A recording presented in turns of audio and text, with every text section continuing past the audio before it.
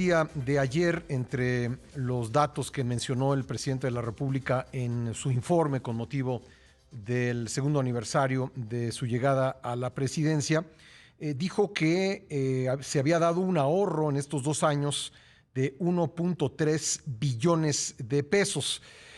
Vamos a platicar al respecto con Héctor Villarreal, quien es profesor investigador de la Escuela de Gobierno y Transformación Pública del TEC de Monterrey y director general del Centro de Investigación Económica y Presupuestaria, el CIEP. Hola Héctor, ¿cómo estás? Me da gusto saludarte. Al contrario, Pascal, el gusto es mío. Muchas gracias. Bueno, pues nos llamó la atención este dato, incluso es mayor que el dato que mencionaba frecuentemente en campaña el hoy presidente de la República, de que podían darse ahorros de hasta 500 mil millones de pesos por el combate a la corrupción anuales. Y bueno, ayer habló de 1.3 billones en 2 años.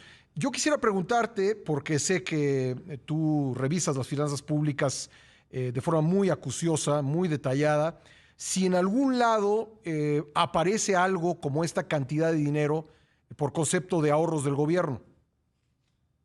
No, Pascal, no aparece ni todo. Más aún, la forma en que lo ha manejado el presidente, este concepto de los ahorros, siempre ha sido muy ambiguo. Entonces, no es ni muy claro a qué se refiere.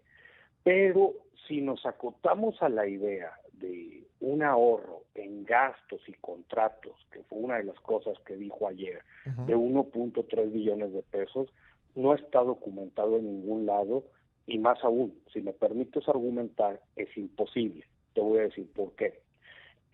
Más o menos, ese es todo el espacio fiscal disponible, es decir, el gasto del presupuesto que no estaba comprometido en partidas irreductibles para 2019 y 2020.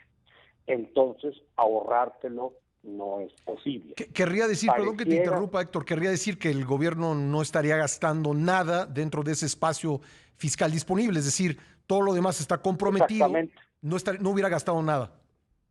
Exactamente.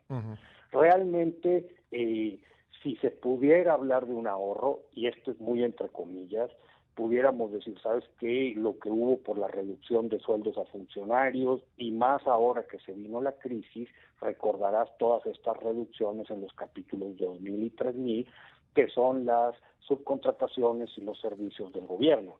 Pero el monto, estaríamos hablando entre 80,000 y 100,000 millones de pesos, no más de eso. Pareciera que lo demás que está hablando el presidente, Pascal, se refiere a cambios o reasignaciones o movimientos desde que comenzó su gobierno, pero es pasarlo de una bolsa a otra, y eso no es un ahorro.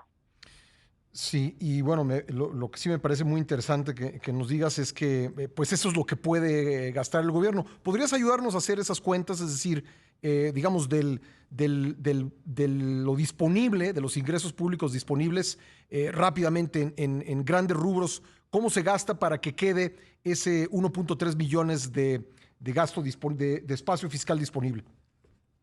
Sí, mira, lo que pasa es que para empezar, del gasto muchísimo se va a participaciones y aportaciones, que esto termina del presupuesto, más de un tercio, como un 40%, pues va a terminar en los gobiernos estatales y municipales.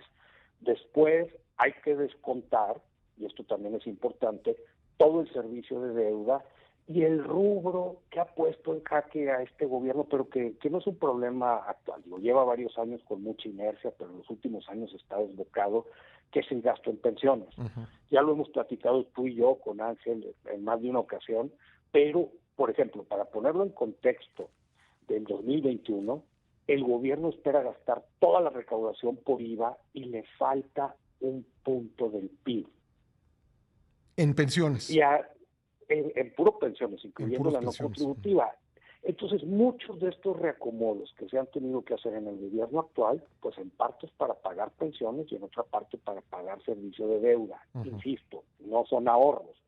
Y luego habría que sumar pues lo que cuesta la administración pública federal y lo que cuestan funciones como seguridad, además del grueso en sueldos. Entonces, al final del día, Pascal, en un presupuesto como este que vamos a ver en el 2021, el margen de maniobra que tiene el gobierno para decir no lo tengo comprometido es alrededor de un 7 u 8% del presupuesto completo. Es muy poquito. Y ese equivale a 1.3 billones aproximadamente. Si sumas los 2 años, pero porque en el anterior, en 2019 fue un poco mayor, después en 2020 fue como 2%. Ese 1.3 billones de pesos para la gente que nos escucha es como 5% del PIB.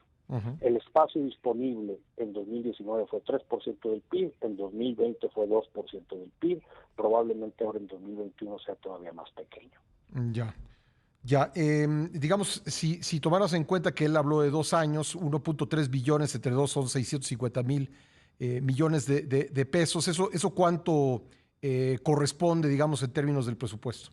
Como el 10%, del presupuesto de cada año, un poquito arriba. Sí. Un poquito arriba, sí, de que todo, sobre todo para 2019 fue un poco arriba, sí, y sí estaríamos hablando de un poquito arriba del 10% del presupuesto, y pues no hay manera de agarrarlo en esos términos.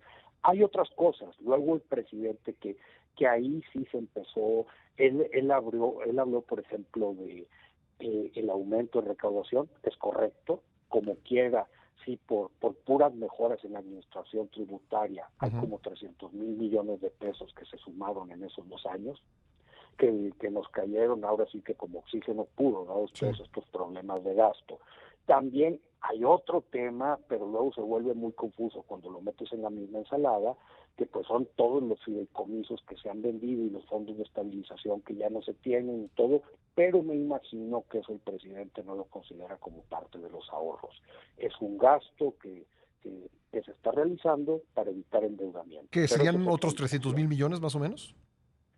En fideicomisos depende cómo los contabilices, incluso era un poco más, porque hubo un punto donde el Fondo de Estabilización Federal tenía casi 220,000 millones de pesos, y luego está el estatal, y luego está el Fondo de Gastos Catastróficos, del que se tomaron ahora 40,000 millones de pesos, y luego están todos estos fideicomisos que estaban en CONACYT. Sí hay que hacer las sumas completas, pero también insistirle mucho a la gente que nos escucha que estos son ingresos no recurrentes. Claro, es decir, lo que nos gastemos ahorita ya no se va a tener. Pero incluso sumándolos, el aumento en la recaudación, la cancelación de los fideicomisos, el uso de los fondos de estabilización, pues no llega a 1.3 billones. No llega a 1.3 billones y todo, como quiera, ya estaríamos hablando de una cantidad de 800, 900 mil millones de pesos. Sí, pero insisto, eso es por el lado de ingresos, no los puedes catalogar como ahorros. Pues Héctor, como siempre, mi agradecimiento porque estés en el programa.